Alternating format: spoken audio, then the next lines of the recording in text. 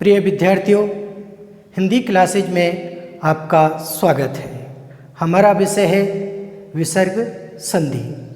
हम विसर्ग संधि पढ़ रहे थे। आज हम विसर्ग संधि का चौथा और पांचवा नियम पढ़ेंगे। सबसे पहले हम पढ़ेंगे नियम नंबर 4। ये यहाँ पर नियम नंबर 4 को हिंदी में समझाया गया है। यदि ई या ऊ के बाद, ये यहाँ पर ई के ऊपर 2 लिख रखा है, इसका मतलब ये है कि या तो छोटी ई हो या बड़ी ई हो। इसी तरीके से ऊ के ऊपर यहाँ 2 लिख रहा है या 2 की घात लगी हुई है। ऊ के ऊपर 2 की घात लगी हुई है। इसका मतलब ये है कि चाहे छोटा ऊ हो चाहे बड़ा ऊ हो। तो यदि ई या ऊ के बाद विसर्ग आए तथा विसर्ग के बाद क, ख, प, फ ये वर्ण आए तो विसर्ग आधे श में बदल जाता है। जब हम संधि विच्छेद करते हैं तो संधि विच्छेद करते समय हम शब्द के 2 खंड करते हैं। पहले खंड को पहला शब्द कहा जाता है और दूसरे खंड को दूसरा शब्द कहा जाता है। संधि विच्छेद करते समय प्रथम शब्द के अंतिम वर्ण की ध्वनि देखी जाती है और दूसरे शब्द के प्रथम वर्ण की ध्वनि देखी जाती है। तो ये तो है प्रथम वर्ण और ये है दूसरा वर्ण, यानी कि प्रथम वर्ण में प्रथम वर्ण के अंतिम वर्ण की ध्वनि या तो ई या ई, चाहे छोटी ई हो चाहे बड़ी ई हो, चाहे छोटा ऊ हो चाहे बड़ा ऊ हो। इसके बाद विसर्ग आता है और विसर्ग के बाद दूसरे शब्द के प्रथम वर्ण की ध्वनि चाहे क हो, ख हो, पे हो, फे हो, तो विसर्ग है वो आधे से में बदल जाता है। तो इसको एक बार मैं फिर से हिंदी में समझा देता हूँ। यदि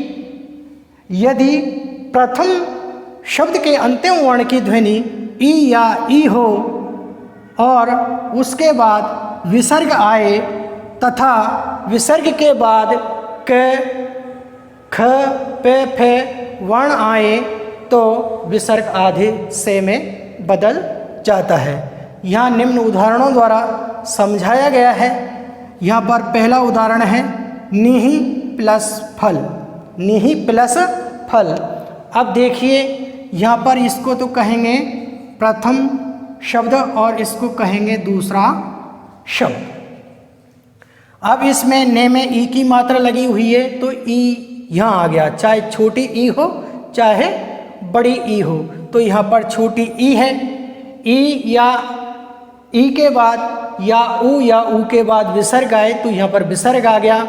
विसर्ग के बाद में जो दूसरा शब्द है उसके प्रथम वर्ण की ध्वनि क्या है? फ। फ है।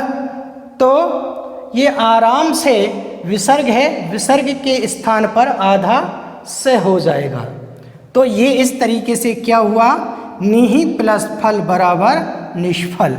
इसी तरीके से यहाँ पर दूसरा उदाहरण है निहि प्लस काम।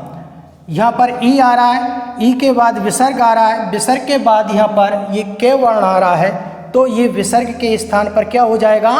आधा स हो जाएगा। तो निहि प्लस काम बराबर क्या होगा? निष्काम। इसी तरीके से तीसरा उदाहरण है वही प्लस कार। वही प्लस कार। तो यहाँ पर ई आ रहा है, ई के बाद यहाँ पर विसर्ग आ रहा है, विसर्ग के बाद यहाँ पर के वर्ण आ रहा है तो ये आराम से विसर्ग है वो आधे शे में बदल जाएगा। तो वही प्लस कार बराबर क्या होगा? वहिष्कार। इसके बाद में ये चौथा उदाहरण है दुहु। दुहु प्लस परिणाम।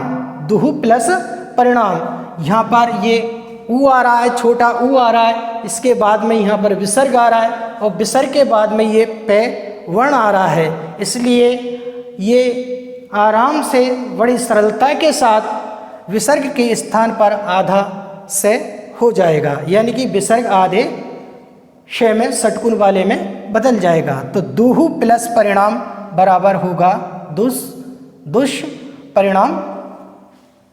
इस प्रकार से ये बहुत से हम उदाहरण दे सकते हैं। अगला पांचवा नियम है हमारा। चौथा नियम हम पढ़ चुके हैं, अब हम पढ़ेंगे पांचवा नियम। यदि स्वर के बाद हिंदी में स्वर 11 होते हैं, उन 11 स्वरों में से कोई सा स्वर यहाँ आ सकता है। यह है प्रथम शब्द और ये है दूसरे शब्द। प्रथम शब्द के अंतिम वर्ण की ध्वनि तो कोई सा स्वर हो और इसके बाद विसर्ग हो, तथा दूसरे शब्द के प्रथम वर्ण की ध्वनि स, च, छ, इनमें से कोई वर्ण हो तो विसर्ग आधे शय में बदल जाता है।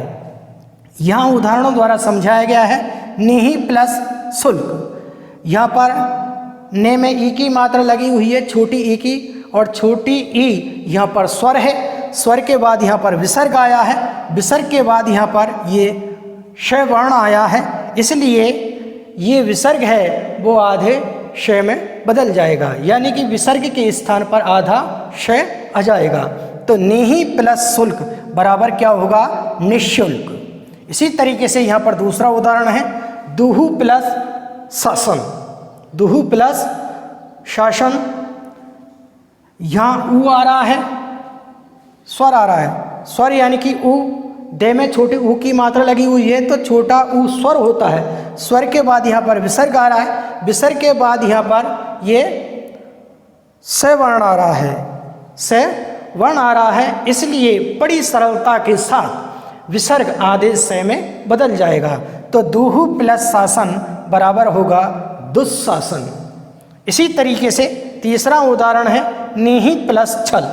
ने में छोटी ई की मात्रा लगी हुई है, छोटी ई यहाँ पर स्वर है, स्वर के बाद विसर्ग आया है, विसर्ग के बाद यहाँ पर ये छ वर्ण आया है, इसलिए आराम से विसर्ग आधे शय में बदल जाएगा। तो इससे निहि प्लस छल से मिलकर शब्द बनेगा निश्चल। तो इस तरीके से ये हमने चौथा और पांचवा नियम विस्तार पूर्वक विधिबद्ध रूप से इसका अध्ययन हमने कर लिया है।